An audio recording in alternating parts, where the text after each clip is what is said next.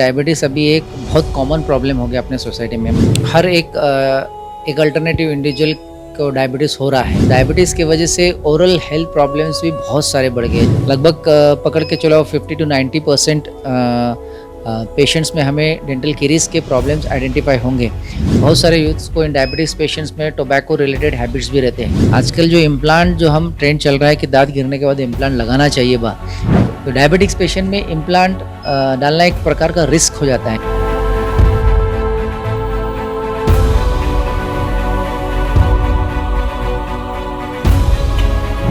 तो डायबिटीज़ जैसा आप कह सकते हो कि डायबिटीज़ अभी एक बहुत कॉमन प्रॉब्लम हो गया अपने सोसाइटी में। मतलब हर एक अल्टरनेटिव इंडिविजुअल को डायबिटीज़ हो रहा है।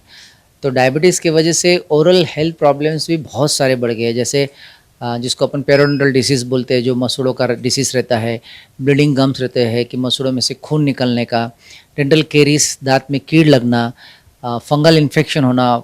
डायबिटीज़ की वजह से फंगल इन्फेक्शन बहुत बढ़ जाता है। साथ में जीरोस्टोमिया, जिसकी वजह से जीरोस्टोमिया इंग्लिश टर्मिनोलॉजी है, पर जीरोस्टोमिया बोले तो अपना जो सलाइवा रहता है, अपनी जो थूक रहती है वो ओरल कैविटी में कम होना, फंगल इन्फेक्शन बढ़ना और ज़ख़म कम बनना इत्यादि के प्रॉब्लम्स डायबिटीज़ के पेशेंट्स में काफ़ी सारा बढ़ चुका है अभी। हाँ, मतलब अभी डायबिटीज़ और नॉन डायबिटीज़ पेशेंट को अगर अपन कंपेयर करते हैं तो डबल का डिफरेंस अपने को देखने को मिलेगा।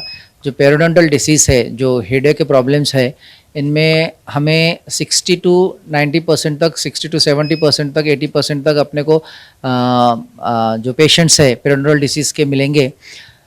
गम्स डिसीज़ के भी लगभग उसी रेशियो में मिलेंगे। और डेंटल केरीज का प्रॉब्लम थोड़ा सा ज़्यादा है। इन डेंटल केरीज के होने के चांसेस बढ़ जाते हैं। अगर हम बच्चों की तुलना करते हैं, डेंटल केरीज बच्चों में वैसे ही ज़्यादा होता है। हर 100 किलोमीटर्स में उसका रेशियो चेंज होते रहता है। किसी जगह पे 70%, किसी जगह पे 80%, तो 50 to 80% के बीच में हमें डेंटल केरीज के प्रॉब्लम्स आइडेंटिफाई होते हैं। और डायबिटीज़ पेशेंट में इसका प्रमाण थोड़ा और बढ़ जाता है। लगभग पकड़ के चलो 50 to 90% पेशेंट्स में हमें डेंटल केरीज के प्रॉब्लम्स आइडेंटिफाई होंगे। और इसके साथ साथ जो फंगल इन्फेक्शन का प्रॉब्लम है, फंगल इन्फेक्शन भी लगभग 30 से 40% बच्चों में, एडल्ट्स में अपने को फंगल इन्फेक्शन के प्रॉब्लम्स आइडेंटिफाई होते हैं। जीरोस्टोमिया का भी लगभग सेम रेशियो है कि हर 30 से 40% बच्चों में, एडल्ट्स में हमें जीरोस्टोमिया आइडेंटिफाई होता है। और टूथ लॉस का जो प्रॉब्लम है, टूथ लॉस जो है कि जैसा पेरोडोंटल डिसीज़ हो गया है, उसमें तो जनरली नॉर्मल पॉपुलेशन में हम देखते हैं कि 35% पॉपुलेशन में पेरोडोंटल डिसीज़ हो रहा है। वही डायबिटिक पेशेंट में हम उसका डबल द रेशियो देखते हैं। तो टूथ लॉस का भी प्रॉब्लम उतना ही ज़्यादा सीवियर हो चुका है। मतलब टूथ लॉस क्या हो जाता है कि धीरे धीरे उसके जो टूथ के जो पकड़ने के लिए टिश्यू रहते हैं वो कमज़ोर हो जाते हैं, इन्फ्लेम्ड हो जाते हैं और धीरे धीरे हड्डी गलना चालू हो जाती है और उसके बाद दांत गिर जाता है या फिर हमें निकालना पड़ता है, क्योंकि वो हमें मैस्टिकेशन में तकलीफ देते रहता है। यूथ में और ओल्ड एज में भी ये काफ़ी समस्या है। जैसे अभी देखते हैं कि यूथ जैसे बहुत सारे यूथ्स को इन डायबिटीज़ पेशेंट्स में टोबैको रिलेटेड हैबिट्स भी रहते हैं। तो इन सब चीज़ों से क्या होता है कि मुंह में जो गंदगी पैदा होती है, जैसे स्टेन्स, कैल्कुलस जो बोलते हैं, तो ये स्टेन्स एडल्ट्स में बच्चों के प्रमाण से थोड़ा ज़्यादा रहता है।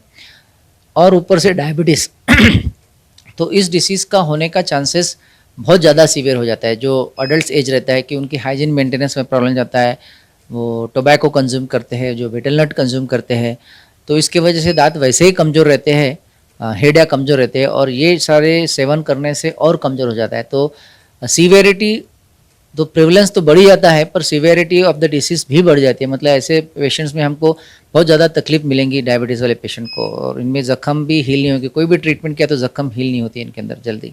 हाँ, जैसे अभी देखा जाए तो डायबिटीज़ के पेशेंट में पेरोडोंटल का प्रॉब्लम्स रहता है, पेरोडोंटल डिसीज़ का प्रॉब्लम, उसकी वजह से दांत धीरे धीरे मसूड़ा के उसका हड्डी भी गलना चालू हो जाती है और ऐसे दांत हमें निकालना ही पड़ता है, क्योंकि हम इसके पेरोडोंटल सर्जरी नहीं कर सकते, एकदम लास्ट स्टेज पे आता है। तो पर ऐसे इसमें क्या हो जाता है कि फिर हम उसको ट्रीटमेंट ऑप्शंस बहुत लिमिटेड हो जाते हैं। आजकल जो इम्प्लांट जो हम ट्रेंड चल रहा है कि दांत गिरने के बाद इम्प्लांट लगाना चाहिए तो डायबिटिक्स पेशेंट में इम्प्लांट डालना एक प्रकार का रिस्क हो जाता है, क्योंकि वो इम्प्लांट अगर हील नहीं हुआ तो फिर उसका कोई यूज़ नहीं होगा और वो गिर जाएगा। इसके वजह से हम डायबिटिक्स पेशेंट में इम्प्लांट ज़रा रिकमेंड नहीं करते हैं और फिर क्राउन एंड ब्रिज का जो ऑप्शन रहता है वो हम देते हैं, क्योंकि दांत तो लगाना है, खाने के काम में आना है, एस्थेटिक्स रहेगा।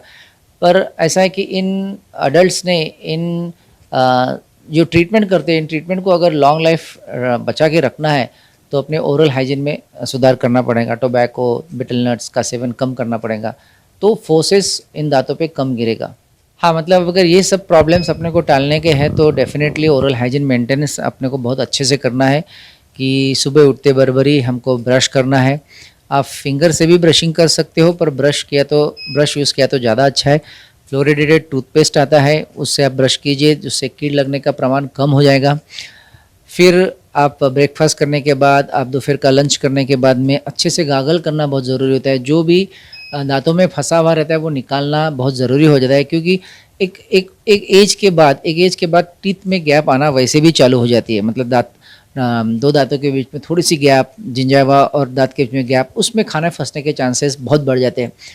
तो लंच और जो बीच में स्नैकिंग्स करते हैं वो उसमें से निकल नहीं पाता है। तो मेरा यही कंसर्न है कि डायबिटिक्स पेशेंट ने हमेशा ब्रश अपने साथ ही रखना चाहिए, और पेस्ट ना यूज़ करते, सिर्फ ब्रश का यूज़ करके उसके जो भी हम गंदगी खाना खाते, जो भी खाना फंसा रहता है वो निकाल ले तो ज़्यादा अच्छा है। और शाम का खाना हम सोने से पहले खाएं, 1 घंटा पहले, 1-1.5 घंटा खाने सोने के पहले खाएं तो बेस्ट रहेगा। क्योंकि हम अगर खाना खा के इमीडिएटली बेड को जाते हैं तो हमारे मुंह में जो खाना फंसा हुआ रहता है उसको क्लींस नहीं हो पाता है, और उसके ऊपर बैक्टीरिया अटैक करते हैं, और जो डिसीज़ प्रॉब्लम है उसकी सीवियरिटी बढ़ जाती है। इसलिए ऑलवेज इंडिकेट कि हम बिफोर गोइंग टू बेड एटलीस्ट 1 आवर बिफोर, 1 घंटा पहले, 1.5 घंटा पहले खाना खाएं, और प्रेफरेबली 7 to 7:30 तक खाना खाएं, तो बॉडी फिजियोलॉजी अच्छे से डाइजेशन हो जाएगा।